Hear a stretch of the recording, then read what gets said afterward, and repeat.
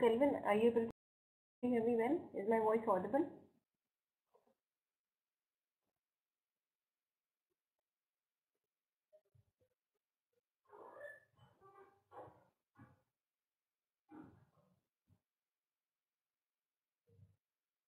Yeah.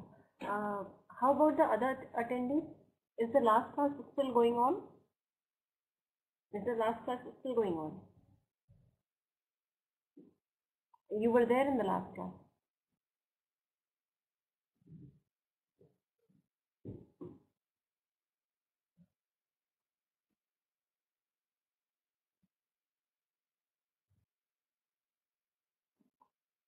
Okay, okay. Let others come. Okay, Sandeep is also there.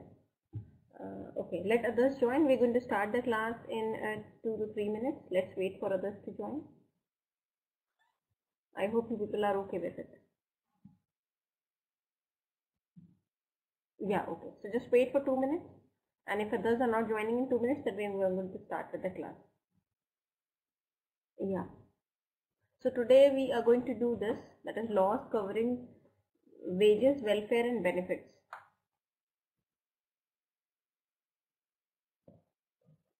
Okay, so just wait for 2 minutes. I'm going to put myself on mute for 2 minutes. Once they have joined, then we are going to start with the class.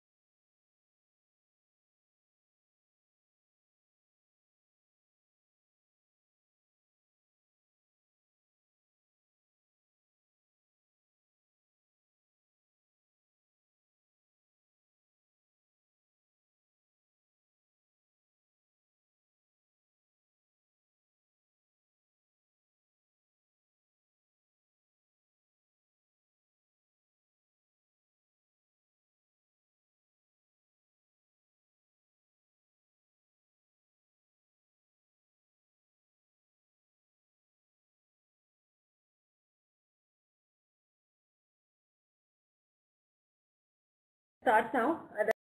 Others have already joined it. Today we are going to do the HR topic, that is laws covering wages, welfare and benefits. See, if you are aware of these laws, it would be good to know where you stand and whether you are not being cheated when it comes to salary, right? And if some employer is cheating you, okay.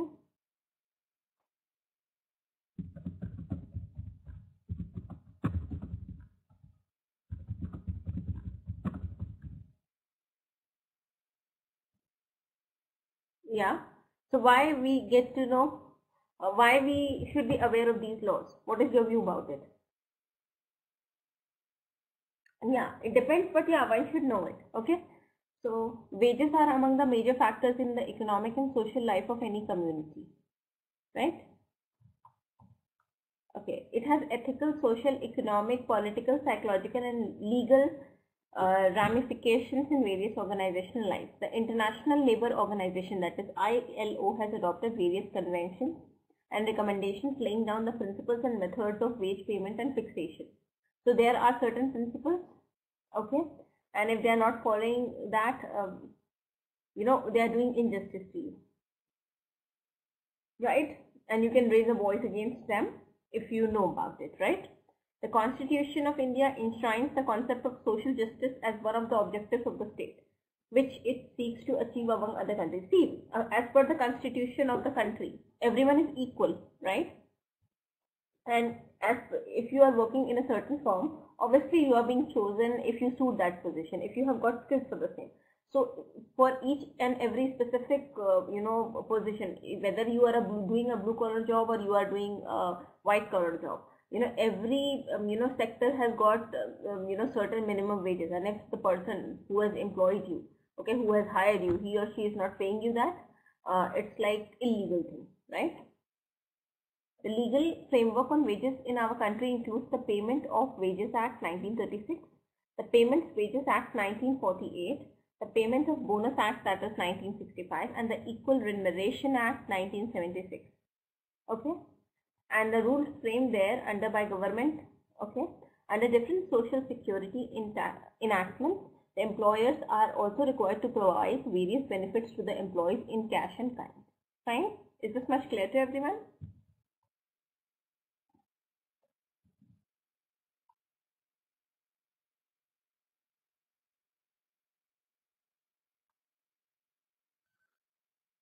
Is this much clear to everyone?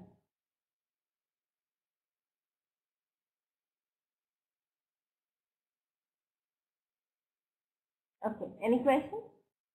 So let's deal with the first, law, that is the Payment of Wages Act in 1936. Okay.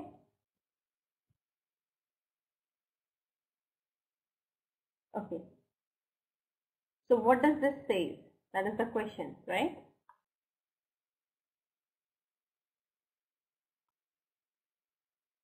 All right. Let's proceed ahead with it.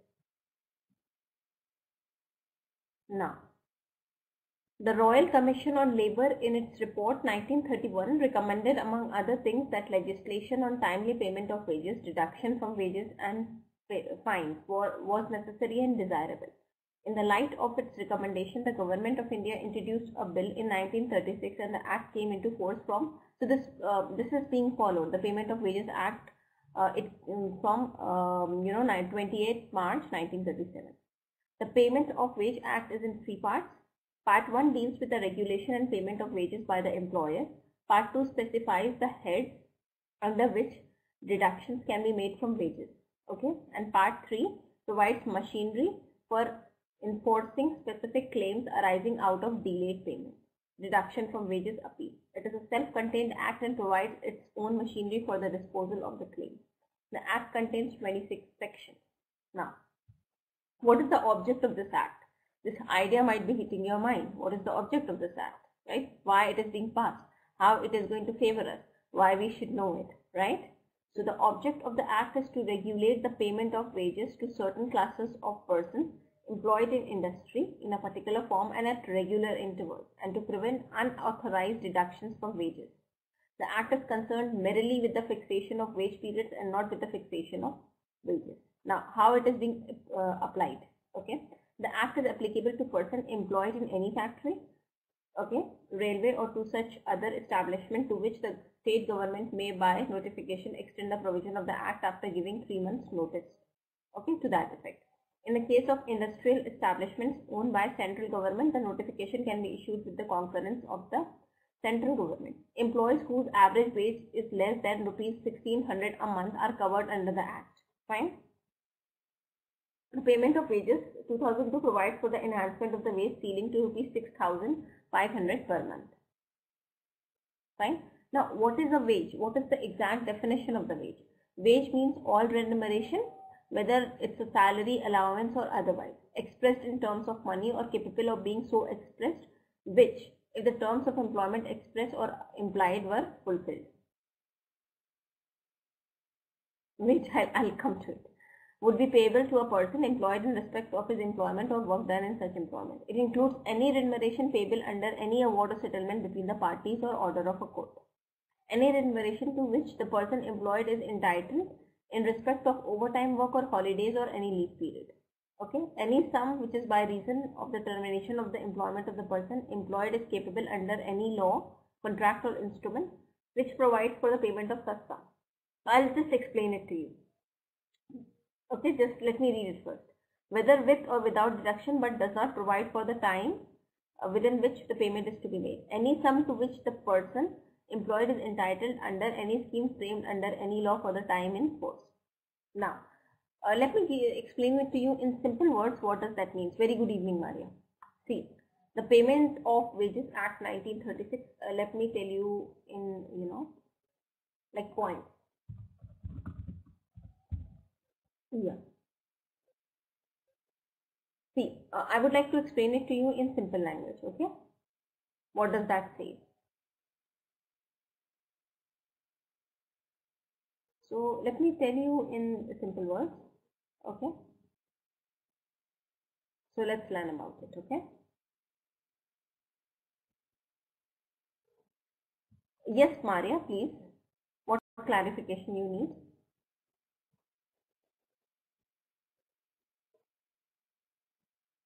Now, please write it down in the chat box, Maria.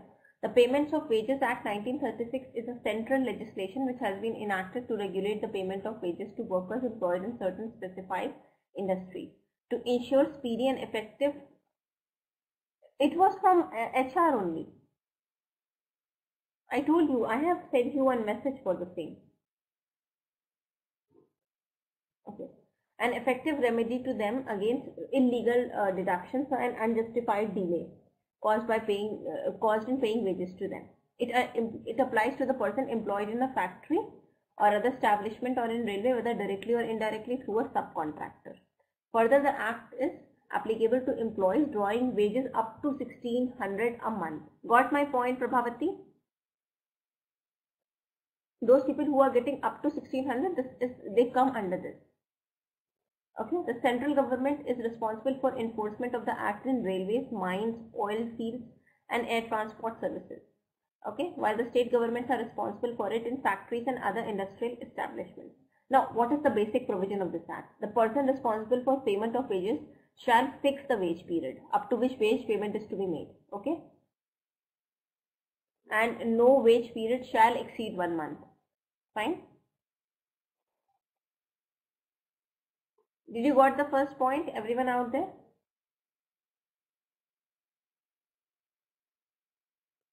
How about others? Maria, Sandeep, Kelvin? Okay. Second one, let's switch over to the second one. All wages shall be paid in current legal tender, that is in current coin or currency. Okay. However, the employer may obtain written authorization of workers pay wages either by check or by crediting the wages in their bank accounts. So they have to pay it in current coins or currency or both, and they can also pay it in bank accounts or through check. Okay. All payments of wages shall be made on a working day in railways, factories or industrial establishments employing less than 1000 persons. Wages must be paid before the expiry of the 7th day after the last date of the wage period. In all other cases, wages must be paid before the expiry of the 10th day after the last day of the wage period. Okay. However, the wages of a worker whose services has been terminated shall be paid on the next day after such termination. Fine.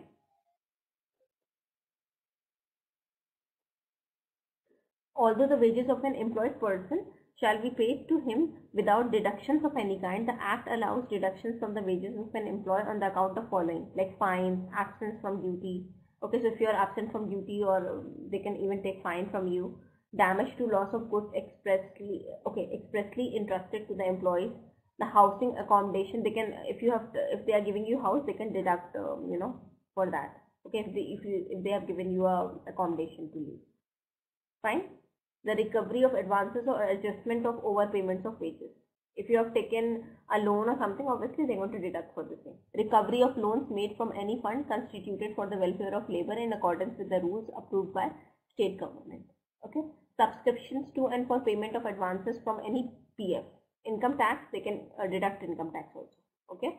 They do it. Payment to cooperative societies approved by state government, or to a scheme of insurance maintained by the Indian Post Office. Fine. And deductions made with the written authorization of the employee for payment of any premium in his life insurance policy or purchase of security. Is this act clear to you? Any questions?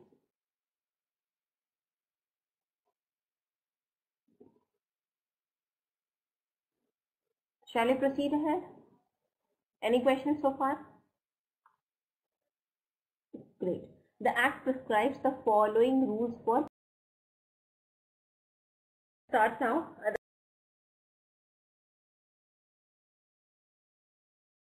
Specifying such list shall be exhibited in the prescribed manner on the premises in which employment is carried on or at the prescribed place in case a person is employed in railways.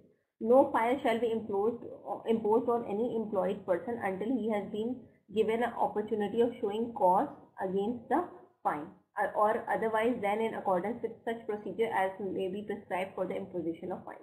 The total amount of fine which may be imposed in any one wage period on any employed person shall not exceed an amount equal to 3% of the wage payable to him in respect of that wage period. No fine shall be imposed on any employed person who is under the age of 15. Okay. No fine imposed on any employed person shall be recovered from him by installments. Okay, or after the expiry of 60 days from the day on which it was imposed. All the fines and all realizations thereof shall be recorded in a register to be kept by the person responsible for the payment of wages. Hence, the main object of the Act is to eliminate all malpractices. Okay, this is the reason why it was being passed, by laying down the time and mode of payment of wages, as well as securing that workers are paid their wages at regular intervals without any unauthorized deductions. The Act was amended by the Payment of Wages Act 2005 rupees in order to enlarge its scope and provide for more effective enforcement. Okay, the main amended provision is the enhancement of wage ceiling from 1600 per month to 16,500 per month for the applicability of the Act, as well as empowering the government to enhance the ceiling by notification in future. Is it clear what this Act is all about?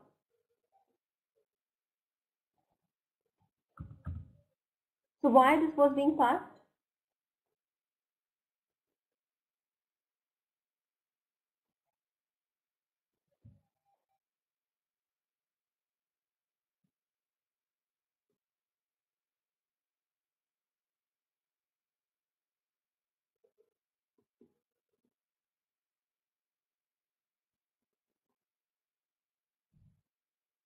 Yes.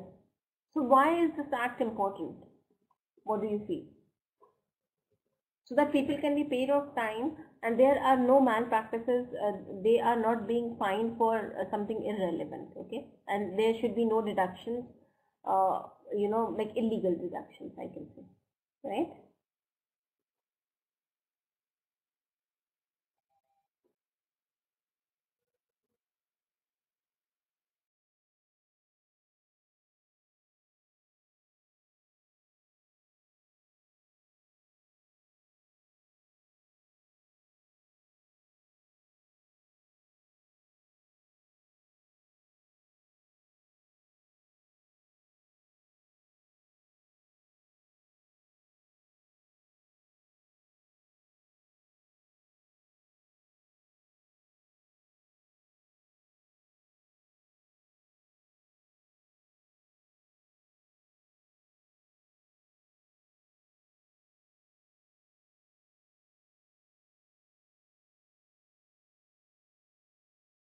Now, let's switch back to what we were doing. It's okay, Darshana. Now, let's switch over to the next one. The Payment of Wages Act, this we have done. Now, wages means all remuneration, whether by salary, allowances or otherwise, okay, expressed in terms of money or capable of being expressed, which if the terms of employment expressed or implied were fulfilled. Okay, any remuneration payable under any award or settlement between the parties or order of a court. Any remuneration to which the person employed is entitled in respect of overtime work. See, if you are doing overtime, you should be paid for the same. So this law covers that too, right? See, but some few things are being excluded under this law. Okay, they are being mentioned here. Any bonus, whether under a scheme of profit sharing or otherwise, which does not form part of the remuneration payable under the terms of employment, or which is not payable under any award or settlement between the parties or order of court. The value of any house accommodation or of supply of light, water, medical attendance or other amenity or of any service excluded from the computation of wages by a general or special order of the state government. Okay. Any contribution paid by the employer to any pension or provident fund and the interest which may have accrued thereof. Any traveling concession. Fine. Any sum paid to the employed person to defray special expenses entitled on them by the nature of his employment. Any gratuity payable on the termination of employment. Yeah, see, when laws are being formulated, okay, they continuously revise it. This is what it was in 1936. It has been revised several times after this. Got my point, Prabhavati? Okay. Alright, just wait for a while, please.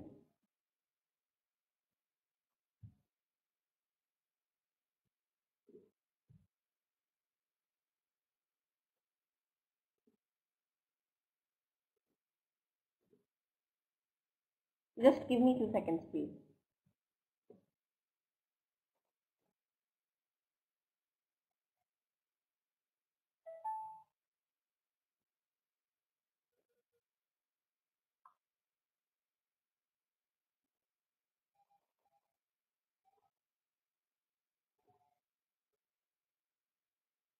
How about this chapter like decision making and problem solving? Have we covered that?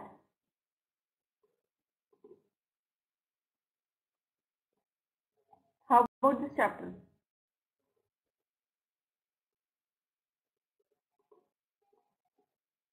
Have we covered this?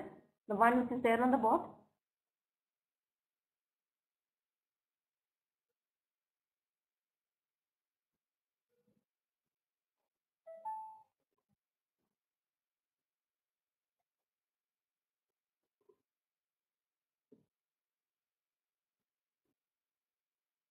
Okay.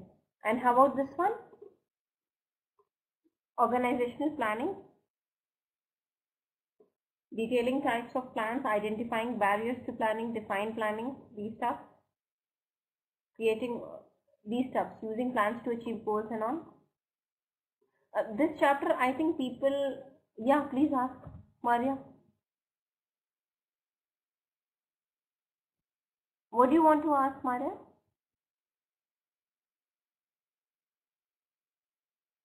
I think people are not finding that chapter good. Yes, correct, Prabhavat. I mean, Maria. So, shall we switch over to this? I don't think you people are liking it. It's very, I can make it out from your, like, the way you are replying. The other one, the wages one. See, I don't want to cover anything for the sake of covering. If you are not liking it, just let me know. I'm going to change it. What do you say?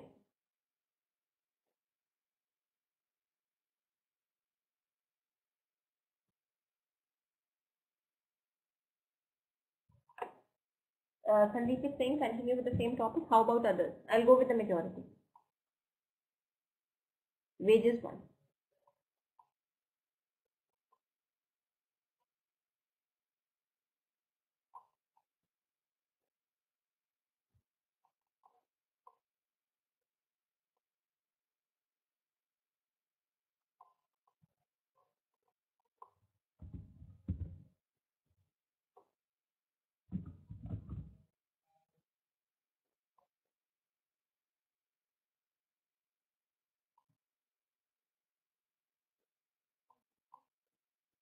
Okay.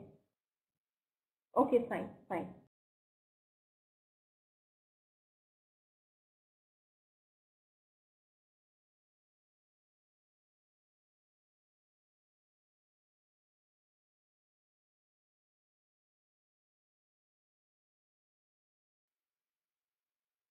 Yeah, sure. Now,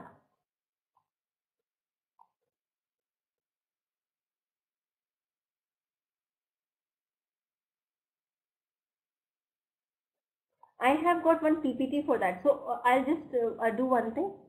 Okay. I'm going to upload PPT as well so that you can understand it. Okay, okay. So see, we have covered this act, the first act, right? Now, I have got one PPT in which it is written in simple language. So let me cover that too, so that you can get the clear idea of that, right? So we are going to do each one like that as well. Okay. So see, let me read it. What is written here in the PPT I have got. See,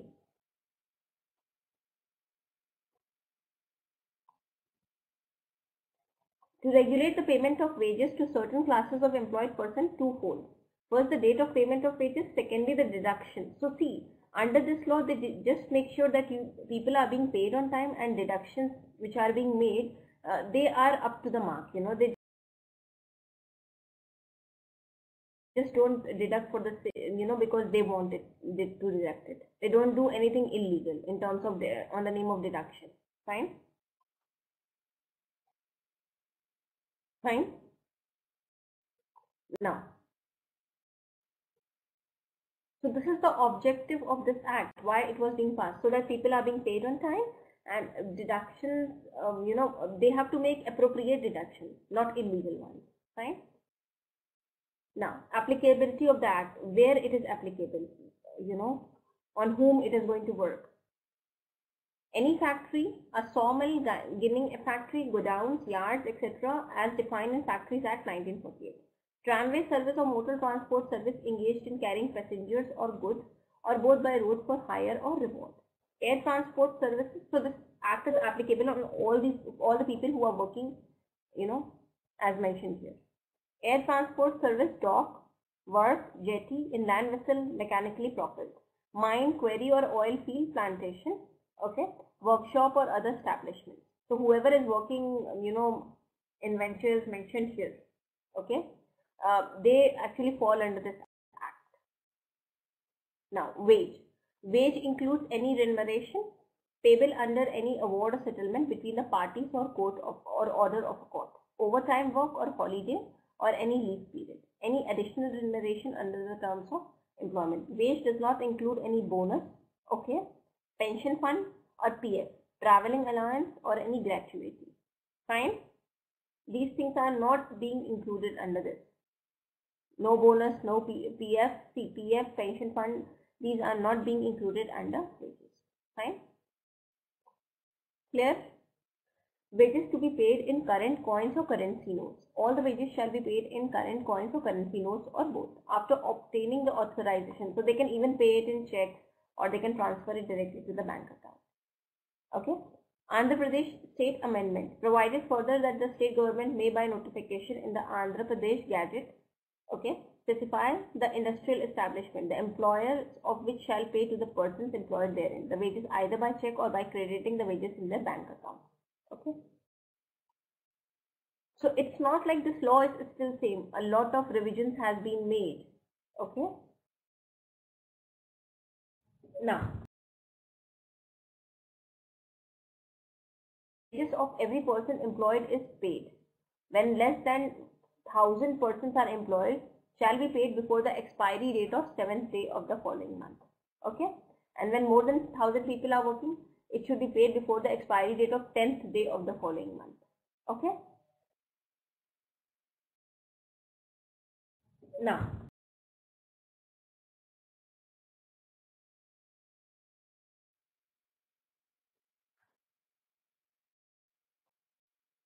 Now, coverage of employees. So what all employees fall under this? Okay. On whom it is applicable? What is their salary? What is the salary of the people on which this law is applicable? Drawing average wage up to 6,500 per month as amended with the effect from 6 September 2005. So whoever is drawing the average salary of this 6,500, okay, then they fall under this act. Fine. Deductions made from wages. Deductions such as fine, deduction from amenities and services supplied by the employer, advances paid over payment of wages, loan. Okay. Just a second. Okay. Granted for house building or other purposes. income tax payable in pursuance of the order of the court. Provident fund contributions, cooperative societies, premium for life insurance, okay, contributions to, you want me to repeat that? See, this is the previous slide. Coverage of employees, whoever is earning the average amount of 6,500 per month, they fall under this, okay. This law is applicable to them. Fine. Deductions from absence from duties or unauthorized absence. Suppose someone is absent, okay, then what happens in that case? How this law works in that case? Absence for a whole or any part of the day. If 10 or more persons absent without reasonable cause, deductions of wages up to 8 days. Section 9. Fine. Clear? Now, deduction for damage or loss. Suppose you have done some damage at the workplace. What is going to happen in that case? For default or negligence of an employee resulting into loss, show cause notice has to be given to the employee. Section 10. When accommodation, amenity or service has been accepted by the employee, okay, then they can make the deductions on that behalf. Deductions for the recovery of advance. Suppose they have taken some advance, obviously they can make deductions from the wages. Deductions for the recovery of loans. Deductions for payment to cooperative society. Which one? This one? Oh, wait. This one, right? See, absence. See, if someone is absent for the whole day or any part of the day, and if 10 or more persons absent without reasonable causes, then in that case, what is going to happen? Deduction of wages up to 8 days. They can do that.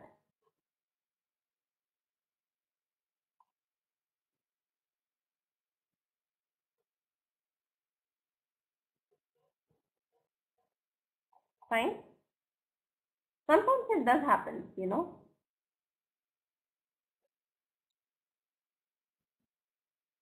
No, it's applicable on individual persons and as well as on group. See, I'll just explain it to you. I'm just going to explain that. Wait, I'm just going to write it on the board.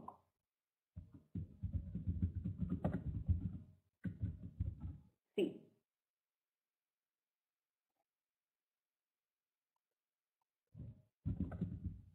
Wait, I'm just going to put it on the board. Just wait.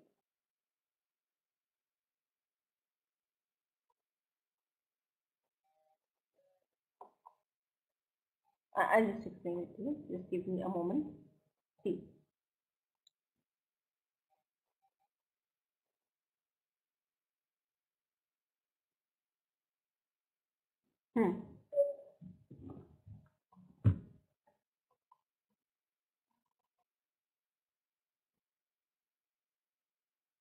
Yeah, so see, deductions, if you are absent, then in that case, deductions can be made from your salary. Okay. Now, what kind of deduction should be made? This is your question, right?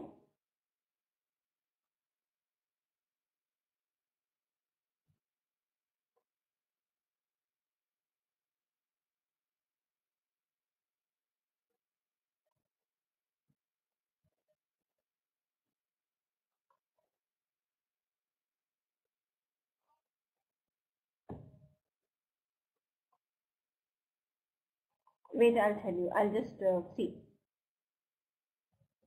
See, when it comes to deduction of 8 days wages for strike under the payment of wages.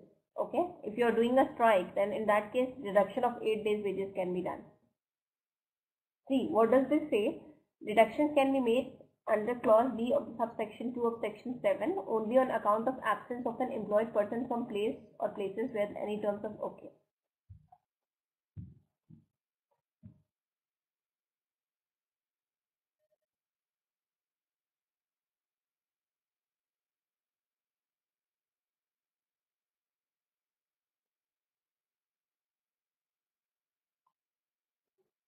See, if they 8 days is like when they are doing a strike, in that case it has to be done.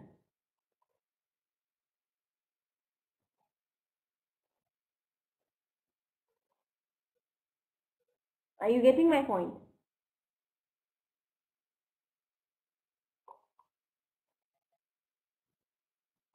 So why you are asking, see, just I don't know why it has been made.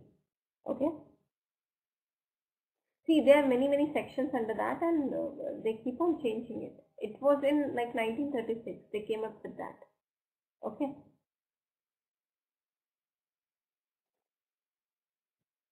Got my point? Shall we proceed ahead?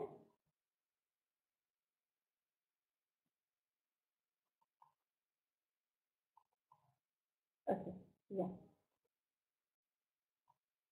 Now,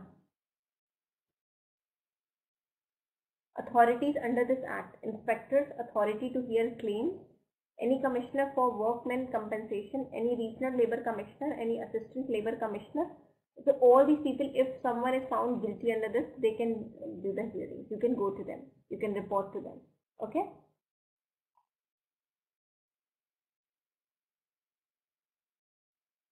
Now, any appeal may be preferred from the following orders or direction of authority: an order directing the employer or persons responsible for payment of wages to refund the deductions wrongfully made or to pay the delayed wages. Okay. An order direct payment of compensation to the employee under section 50. An order imposing penalty whether on the employee or the employer under section 50. So you can report if any of these cases are arising. You can report to the people listed in a previous slide. An appeal can be made within 30 days of the date on which the order or direction was made before the district court within whose jurisdiction the industrial establishment is situated.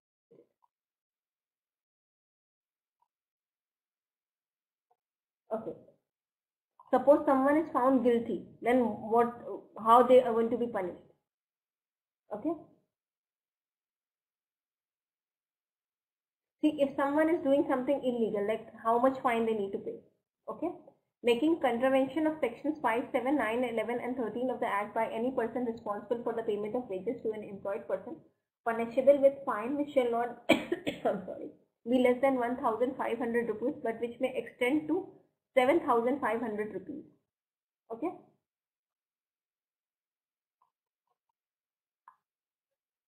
Is it clear what this law says?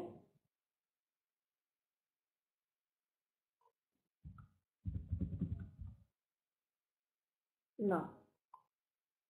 Before we jump to another law,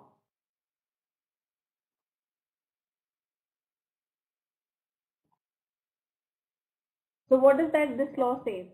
What does this law say, and why is it being, like formulated?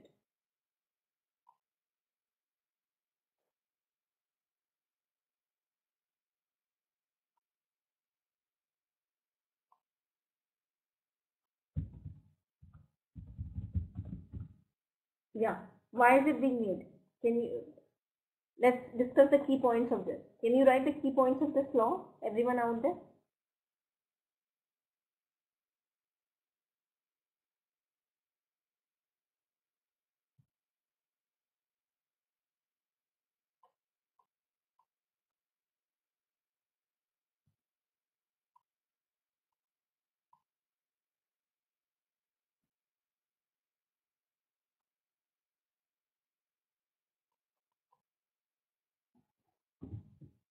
See, I'll tell you. I'll complete. Okay. The Payment Wages Act is a regulation drawn up to protect the employee's right from being infringed by the employer, right? The employee should be paid on time and should not be harassed against anything during the employment, right? It has, however, given a lot of protections to employees and will continue to do so in future as well, right? This is to ensure that they are being paid on time and they are being paid, like no deductions is being made, no fine is being cut, because the employer is cheating on them. Employers just cannot cheat on them because of these laws. They just cannot, they just cannot deduct any unnecessary fines or something. Okay. Sometimes, you might have seen they make unnecessary delay in the payment of wages. They just cannot do that because this law is there. And they just cannot make any unauthorized deductions from wages as well. Right?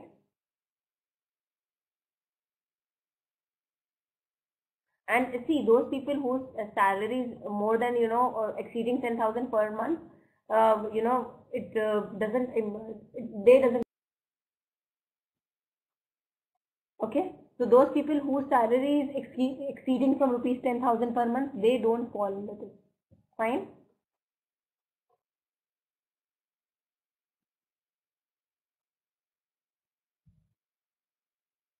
Is it clear?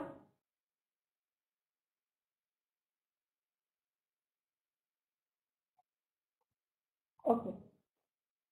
So if the company is having less than 1,000 employees, they have to pay the salary by 7th. If it is having more than 1,000 employees, they have to pay the salary up to like till 10th. Okay. They can either pay it by check through account transfer or through either in the currency as well. And deductions can only be made from duty when they are absent from duty if they have done any damage or loss, or if they are being given any special accommodation or by the employer, they can do the deduction for the pay. Fine. See, if they are being absent for the whole or any part of the period during which they are required to work, then in that case their salary will be deducted.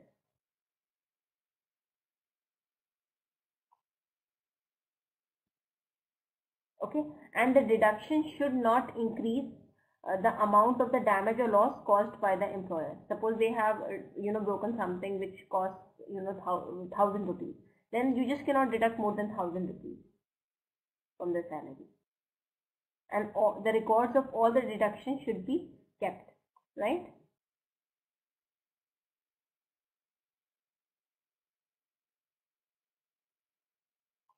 Okay, any questions related to this law, or shall we proceed ahead?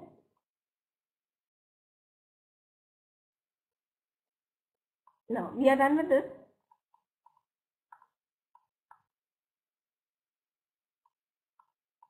Now, wage payment. The responsibility for the payment of wages under the Act is that employer or his representative. Okay. In the absence of the employer, a person who employs the laborers and with whom they enter into a contract of employment will be regarded as the employer. Fine. No wage period shall exceed 1 month in any case. The main purpose of this provision is to ensure that inordinate delay is not caused in the payment of wages and that a long time does not elapse before the wages are paid for the period for which an employee has worked. Wages must be payable daily, weekly, fortnightly and monthly, but the payment there must not extend over a period of longer than a month. Month means a solar month, a period of 4 weeks or 30 days. Fine. Where less than 1,000 persons are employed, wages shall be paid before the expiry of 7th day of the month, and in other cases, before the expiry of 10th day of the month, after the last day of the wage period. If for instance the wage period fixed is the 1st day of January to the 31st day of January, an employed person working in any railway, factory or industrial establishment in which less than 1,000 persons are employed would be entitled to receive his wages before the 7th day of February. Fine. And in other cases, on the 10th day of February in respect of the wage period of January. Fine. Is it clear? They have also given an example how salary should be paid. Great. In case the employer terminates the service of an employee, the employee is entitled to receive the wage earned by him before the expiry of 2nd working day from the day on which his employment has been terminated. A weekly or other recognized holiday is to be excluded in computing the 2nd working day. All wages shall be paid in current coin or currency notes or in both. The employer may, after obtaining the written authorization of the employed person, pay the wages either by check or crediting the wages into his bank account. Now, let's learn about deduction from wages. Wages shall be paid to an employed person without deductions of any kind except those authorized under the Act. Withholding of increment or promotion, including the stoppage of increment at an efficiency bar, reduction to a lower post, okay, or time scale, or to a lower stage in a time scale and succession are not deemed to be deductions from wages. The term deduction from wages has not been defined in the Act. However, the Act specifies the heads from which deductions from wage may be made. Deductions may be made by an employer with the written authorization of the employed person from the wages payable to such an employed person for the payment of contribution to any welfare fund constituted by the employer for the welfare of employed persons and the members of their family, and also for the payment of the fees payable by the employed person for membership of any registered trade union.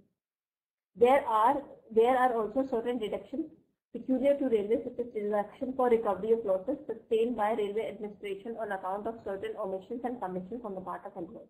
The total amount of deduction which may be made in any wage period from the wages of an employed person shall not exceed 75% of such wages in cases where such deductions are wholly or partially made for payments to cooperative society.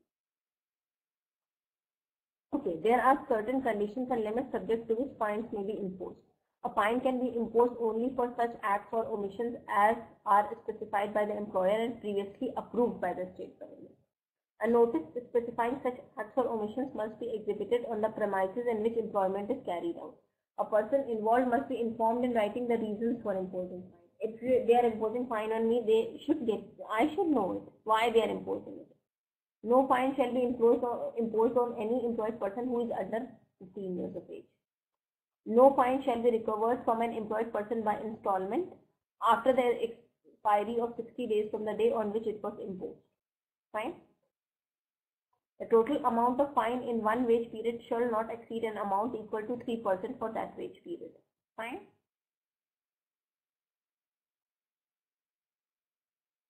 Is it clear? Okay.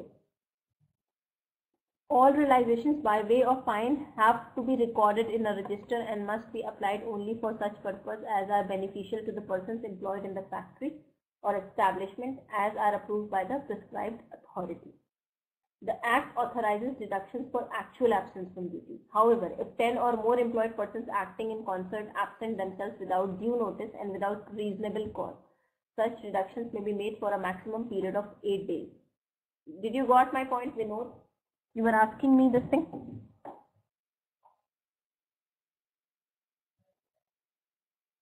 Deductions from wages for damage or loss caused to the employer by the neglect or default of the employed person have been laid down under the Act. Such deductions can be made only after giving the person concerned an opportunity of showing cause against the deduction. All such deductions and realizations are to be recorded in register. List of authorized or permissible. So under this law, you can make these deductions and they are being permitted.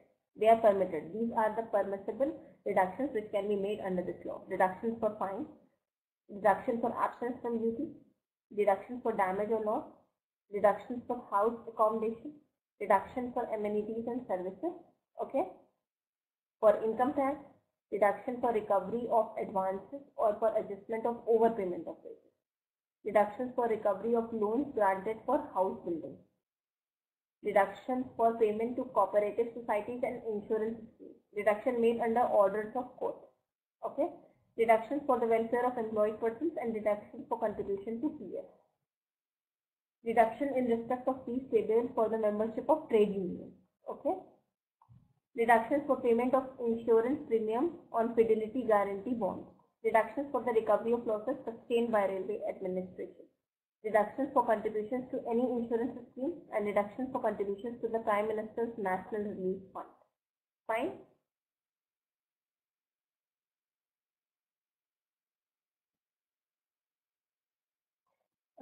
If you want, you can read it once again on your own. List of permissible deductions under this law. I hope you are liking this chapter. This is not boring for you. See, this is a bit tough, okay? But yeah, you should know it. This is what I would say. Okay? Yeah, so just read this. Like what all deductions can be made under this law. And on Monday we are going to cover with this, like continue with the same chapter, and we are going to do a very short case study, as we have done in the previous class. Like yesterday was Friday, on Thursday we have done a case study, right? What was the title of the case study which we have done on Thursday? What was that? Who is going to tell me? Let me see whether you remember or not. What was that? Who is going to tell me? What was the title of the case study we have covered on Thursday?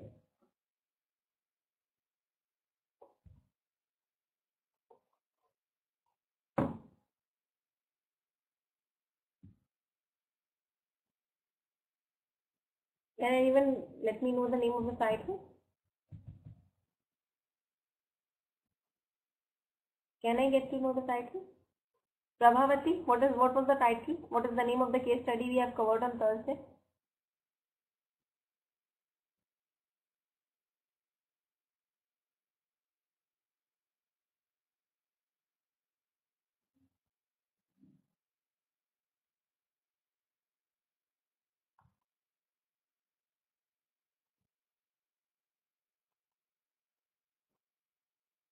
Can anyone tell me that, please? You don't remember it? Prabhavati, how about you? You too don't remember it? Darshana, Kelvin? You people were there, as far as I remember. Sandeep, you were also there. Renting a car. Was it not the title?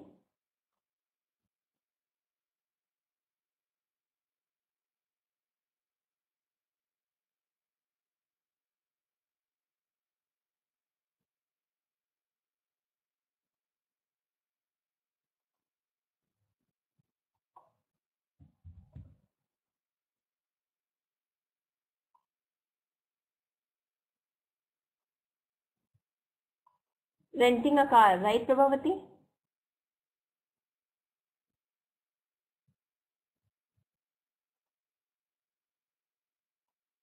Anyways, so we are done for today. It's time to wrap up with the class. I'm going to take a surprise test one day. Please be prepared for that. I don't think you people are revising things at home. Why you people don't revise what I teach?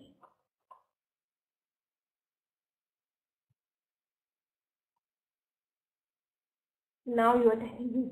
Anyways, please see whatever is being taught to you in class, just revise it at home once again, okay? So that you can remember it at the back side of your mind. Okay? Otherwise, what is the use of teaching? Yeah, thank you so much. Please be on time on Monday. Okay, we have 2 classes on Monday. I'm just going to cover another case study, something, you know, small and good. Okay, and we are going to continue with the same chapter. Okay, so I'm going to ask you some verbal questions about the same law. Please be prepared for the same. I'll prepare some short questionnaire on the same law, like 1-word questions, and just try to solve that. Okay. Thank you so much. If you want me to cover something specific in class, okay, just write that down in the feedback form, and if you have got any queries, any grudges, you know, you can just put that too in the feedback form. See, for that, as far as exam thing goes, Maria, you can just mail the coordinator and she is going to update you on the same. Fine? Fine. Thank you so much. Take care. Bye. Maria, please email the coordinator for the same. Okay? She is surely going to answer your question. You can even call her.